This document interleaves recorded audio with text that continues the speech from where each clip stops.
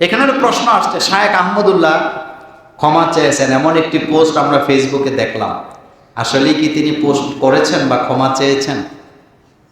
দেখেন, কাদা ছুড়াছুড়ি কোনোটাই ভালো না। আপনি যদি আমার গায়ে কাদা ছুড়তে চান, তাহলে কাদাটা আগে আপনার গায়ে লাগবে না আমার গায়ে লাগবে? কাদা মূলত প্রথম লাগে কার গায়ে?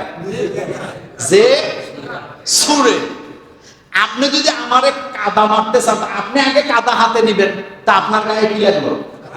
এরপরে না আপনি আমার গায়ে লাগাইতেন। আমাদের বাংলাদেশে এখন চলতেছে কাদা ছুড়াছুড়ি, কে কারে কাদা মারতে পারে, এটা যেভাবে মারা লাগুক মারবে। আল্লাহ আমাদেরকে হেফাজত করুন। পৃথিবীর ইতিহাসে অসংখ্য জাতিকে আল্লাহ ধ্বংস করে দিয়েছে বেশি বাড়াবাড়ি করার কারণে।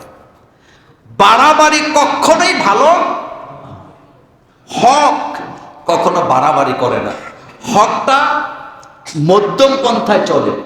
আচ্ছা আসেন, শায়েখ আহমদুল্লাহর ব্যাপারে আজকে একটা পোস্ট দেখলাম, ওনার নামে একটা পোস্ট করা। উনি একটা পোস্ট দিছে, ক্ষমা চাইছে, উনি ভুল স্বীকার করছে। আচ্ছা ভুল কি সেটা পরে বলি, এখন শুনে। আমি ওনাকে একটা মেসেজ দিছিলাম হোয়াটসঅ্যাপে, যে মোতারাম, আমার মেসেজ দেওয়ার উদ্দেশ্য ছিল, আমি দেখলাম যে লেখার যে মান, দাড়ি কমা নাই, প্রথম যে শুরু করছে শেষ পর্যন্ত একটা না একটা লেখা লেখছে। একটা মানুষের বক্তব্য লেখা মান, তাই সে কতটা জ্ঞানী এটা তার লেখার মধ্যে ফুটে উঠে কিনা, তার বলার মধ্যে ফুটে উঠে কিনা। শেখ সাদী রাহিমাহুল্লাহ বলেছেন, একটা মানুষ যখন কথা বলে তখনই তুমি লোকটাকে কি করতে পারবা, জাজ করতে পারবা যে লোকটার যোগ্যতাটা কেমন, তার ভিতরে আছেটা কি। আমি আহমদুল্লাহ সাহেবের মেসেজ দিলাম যে আচ্ছা, এরকমের একটা পোস্ট স্ক্রিনশটে চলতেছে, আপনি কি এরকমের পোস্ট দিচ্ছেন কিনা। কিন্তু আমার সন্দেহ হয়েছে বানানের যে নমুনা, রাসূলুল্লাহ বানান জানে না, এরপরে আরো অনেকগুলা বানানে ভুল, কোথাও কোনো দাড়ি কমা। উনি পরে আমারে পাঠাইছে যে দেখেন, এটা মানে একটা নিজেরা লিখে স্ক্রিনশট দিয়ে ওনার পেজের উপরের নাম নিচের কমেন্টসের নাম আইনা এটার মধ্যে এডিট করে সাইডে দিছে, উনি ক্ষমা চাইছে, আবার উনি নাকি ডিলেটও করে দিচ্ছে। আচ্ছা এখন আসেন, শায়েখ আহমদুল্লাহ তিনি তার বক্তব্যে ভুল করেন নাই, এবং যারা প্রতিবাদ করতেছেন তারাও ভুল করে নাই, এটাই সত্য। সেটা আমি গত জুমার আগের জুমা আপনাদেরকে গত জুমায় বলছিলাম। যারা বলতেছেন রাসূল করিম সাল্লাল্লাহু আলাইহি ওয়াসাল্লাম 40 বছরের আগে থেকেই নবী, এই কথাটা যেমন সত্য, আহমদুল্লাহ যে বললেন রাসূল সাল্লাল্লাহু আলাইহি ওয়াসাল্লাম 40 বছর বয়স থেকে নবুয়তের দায়িত্ব পালন করেছেন, এই কথাটাও কি 100% সত্য। আমরা এই মসজিদ থেকে বলেছিলাম রাসূল নবী এটা ঘোষণা হয়েছে বহু আগে, বলছি না আমরা, রূহের জগতে, কিন্তু দায়িত্ব দেওয়া হয়েছে 40 বছর বয়স থেকে, তিনি দায়িত্ব পালন করেছেন। আচ্ছা আপনারা বলেন তো, আরেকটু সহজ করি, আমরা পৃথিবীতে কে কে আসব, আমাদের বাপ মা কে হবে, আমাদের চেহারা সুরত কেমন হবে, আচার আচরণ কেমন হবে, কে কতদূর জ্ঞানী হব, কে কতটুকু রিজিক গ্রহণ করব, কে কতদিন পৃথিবীতে অবস্থান করব, এই কথাগুলা দুনিয়াতে আসার পরে সিদ্ধান্ত হয়েছে না অনেক আগেই সিদ্ধান্ত হয়েছে? এই কথাটা না বুঝার হইলটা কি? আমরা দলিল সহ বলেছিলাম রাসূল সাল্লাল্লাহু আলাইহি ওয়াসাল্লাম অবশ্যই নবুয়তের আগেই নবী ছিলেন। শুধু এটা নয়, উনি তো আদম আলাইহিস সালাম যখন কাদামাটি অবস্থায় ছিলেন তখনও তো আমার নবী। কিন্তু তখনও সব নবী, কে কে নবী হবেন পুরা লিস্ট কার কাছে? এটা না বুঝার কি হইল। কিন্তু দুনিয়াতে যখন তিনি আসলেন, ঠিক 41 বছরের প্রথম দিন আল্লাহ তার উপরে ওহী কি নাযিল করলেন। এর আগে রাসূলকে হেফাজত করছেন কে? আল্লাহ। কাবা ঘরে কাজ চলতেছে, রাসূলের চাচা দেখলেন বাচ্চারা পাথর মাথায় করে আনতেছে, রাসূলও আনতেছেন।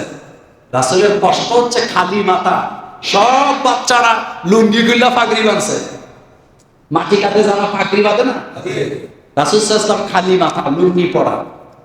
চাচা ভাবলেন বাতিজার লুঙ্গিটা খুলে মাথায় বাইন্ধে দেয়, তাহলে বাতিজার কষ্ট কম হবে।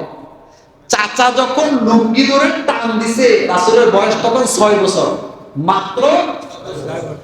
যখন লুঙ্গি ধরে টান দিছে, রাসূল বেহুশ হয়ে গেছে। চাচার সাথে সাথে বাতিজারে ঢেকে দিছে। কি বুঝছেন? কি বুঝলেন? রাসূলের দুধমার নাম কি?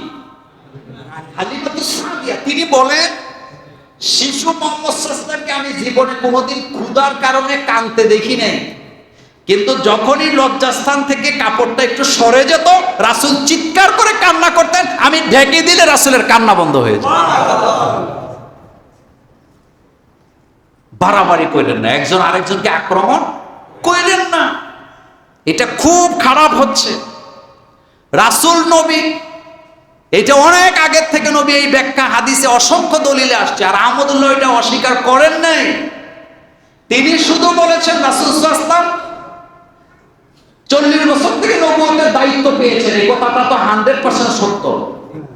এখন দেখলাম কি জানেন, বিশ্ব বিখ্যাত ইসলামিক স্কলার এমন লোকের বিরুদ্ধে তারা কি শুরু করছে, মন্তব্য করা শুরু করে দিছে। আমি ওই দিকে গেলাম না, আমি শুধু দুই পক্ষকে বলবো থামেন, বাড়াবাড়ি ভালো না। যে বাড়াবাড়ি করে সে কি হয়ে যায়? ধ্বংস হয়ে যায়। আরে রাসূল তো আমাদের জন্য আদর্শ না শুধু। আমি বিশ্বাস করি এই পৃথিবীতে যে নিজেকে মুসলমান দাবি করে এই রকমের একটা লোক পাওয়া যাবে না যে রাসূলের জন্য জীবন দিতে রাজি হবে না। যে নামাজ পড়ে না, মসজিদেও যায় না, সেও রাসূলের অপমান সহ্য করবে না। এই জন্য আসুন একটু থামি। আরেকটা বিষয় হলো, আমরা যখন বক্তৃতা দেই তখন সকল বক্তব্যের অংশকে ব্যাখ্যা করা আদৌ সম্ভব না? বলেন সম্ভব না।